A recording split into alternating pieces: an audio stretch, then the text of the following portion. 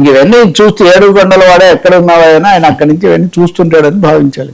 సరే, అధికారులపై చంద్రబాబు ఆగ్రహం, పాలనలో అవినీతి, జనసేన నేతల కామెంట్స్, బీజేపీ టీడీపీ కూడా. నిజంగా ఇవన్నీ చంద్రబాబు నాయుడు నిన్న మాట్లాడారు. మనం చర్చించాము. ఈ పాల కల్తీ కానీ ఆ తర్వాత డయేరియా కానీ చాలా తీవ్రమైన సమస్యలుగా ఉన్నాయి. అప్పుల బాధ ఎదురైంది, ఉద్యోగుల ఆందోళనలు అట్టుడి కింద ఆ విషయాలన్నీ పక్క అత్యాచారాలు అక్కడక్కడ జరిగిన ఘటనలు, శాంతి భద్రతల సమస్యలు చాలా ఉన్నాయి. అవన్నీ అలా ఉంచి ఈ నగరాల్లో ఒకచోట కాదు, తూర్పున, పశ్చిమాన, ఉత్తరాన, దక్షిణాన అన్ని వైపులా కూడా పారిశుద్ధ్య సమస్య, మంచినీటి సమస్య, పాల కల్తీ ఇట్లాంటి చాలా తీవ్రంగా ఉన్నాయి. మనం నెయ్యి గురించి చర్చిస్తున్నాం కదా వర్మ, మనం దేవదేవుడి నెయ్యి పాల గురించి చర్చిస్తున్నాం. అసలు పాడి పంట దెబ్బతిని తెలుగు రాష్ట్రాల్లో పాలకు భయంకరమైన కొరత ఏర్పడింది. పాడి పంటలు పొంగి పొరలే దారిలో నువ్వు పాటు పడవని గురజాడ అన్నాడు, కానీ పాడి లేదు ఇప్పుడు. సగం పాలు సగం అన్నీ కృత్రిమైనవి కలపడం. అసలు సమస్యలో సగం అక్కడ ఉంది. అది రాజమండ్రిలో స్పష్టంగా రుజువైంది. ప్రతి చోట ఈ పరీక్షల కోసం అధికారులు వెళ్ళి అవన్నీ కూడా తీసుకొస్తున్నారు. తెలంగాణలో కూడా కరీంనగర్ ఇలాంటి చోట్ల కనీసం లక్షల సంఖ్యలో పాడి తగ్గిపోయింది. మన గోరక్షణ మీద ఉన్న శ్రద్ధ పాడి రక్షణ మీద ఇప్పుడు మన దేశంలో లేదు. ఏదైనా ఈ సమయంలో అధికారులు తనిఖీలు చేయాలి, పారిశుద్ధ్యాన్ని, ఆహార భద్రతను సమీక్షించాలని చెప్తున్నారు. చంద్రబాబు నాయుడు నిన్న కలెక్టర్లతో మాట్లాడారు. మీరు ప్రత్యక్షంగా వెళ్ళి తనిఖీలు చేసే తప్ప కుదరదు, మీరు వెళ్తారా నన్ను వెళ్ళమంటారా అంటే ముఖ్యమంత్రి ఆ స్థాయిలో మాట్లాడుతున్నారు అంటే పాలనా లోపం ఏ స్థాయిలో ఉందో ఇంకెవరన్నా అంటే ఏదన్నా అనొచ్చు. ఇక్కడ ముఖ్యమంత్రే అధికారులు వెళ్ళటం లేదు అన్న ఒక అసంతృప్తి, ఆగ్రహం ఆయన స్వయంగా గుర్తిస్తూ మీరు వెళ్తారా నన్ను వెళ్ళమంటారా. కొంతమంది కలెక్టర్లు ఏదో సర్ది చెప్పబోతే లేదు, ఎవరు మీరు క్షేత్రస్థాయికి వెళ్ళి చూస్తే తప్ప మీకు తెలియదు అంటే ఒక విధంగా ఎక్కడో లింక్ తెగిపోయినట్టుగా ఒకటి కనిపిస్తుంది. ఈ లింక్ తెగిపోయింది. పైగా పురపాలక సంస్థలకు కూడా నిధులు లేకపోవటం, అనేక అవుట్ సోర్సింగ్, ప్రైవేటైజేషన్, మున్సిపల్ కార్మికులకు కూడా జీతాల్లో లోపాలు, ఇవన్నీ కూడా కలిసి స్వయంగా మీకు తెలుసు చంద్రబాబు నాయుడు వరకు ఎమ్మెల్యేలకు చెప్పారు మీరు ప్రతిరోజు పరీక్ష మీరు సిద్ధమై రావాలని చెప్పారు. మంత్రులకు చెప్పారు కొంతమంది ఏమాత్రం బాగాలేదు, దీని మీద మీరు చక్కదిద్దుకోకపోతే నేను చర్య తీసుకోవాల్సి వస్తుందని. మంత్రులు అయిపోయారు, ఎమ్మెల్యేలు అయిపోయారు, ఇప్పుడు కలెక్టర్లు. మీరు వెళ్తారా నన్ను వెళ్ళమంటారని. ఇది నిజంగా తీవ్రమైన పరిస్థితి. ఒక ప్రభుత్వము తాను పవన్ కళ్యాణ్ కూడా గతంలో అన్నారు, మనం చేస్తున్న వాగ్దానాలు కలెక్టర్ల సమావేశంలోనే అన్నారు ఆయన కూడా. అది చాలా గ్యాప్ కనిపిస్తుంది మన నిర్ణయాలు, ఆదేశాలకు, అమలుకు అని.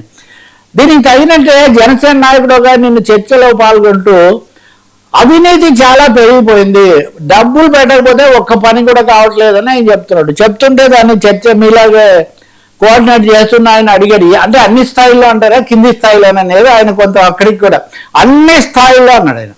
కింద స్థాయి నుంచి పై అధికారుల పై స్థాయి వరకు కూడా ఈ అవినీతి డబ్బులు పెడితే తప్ప పనులు కావట్లేదు, ప్రతిదానికి వాళ్ళే తప్పులు చేసి మళ్ళీ ఆ భారం ప్రజల మీద వేస్తున్నారు. సో అవినీతి సమస్య చాలా తీవ్రంగా ఉంది అన్న స్థాయిలో ఆయన ఈ అసంతృప్తిగా మాట్లాడారు. దానికి తగినట్టు సోమవీర్రాజు చాలా ఆశ్చర్యకరంగా నిన్న లడ్డు సమస్యలో కొంచెం ప్రభుత్వానికి తోడుగా మాట్లాడే కామెంట్స్ కూడా చేశారు. అంతకు ముందు కంటే కూడా మాధవ్ కూడా నిన్న చేశారు ఆలయాల్లో సమస్య.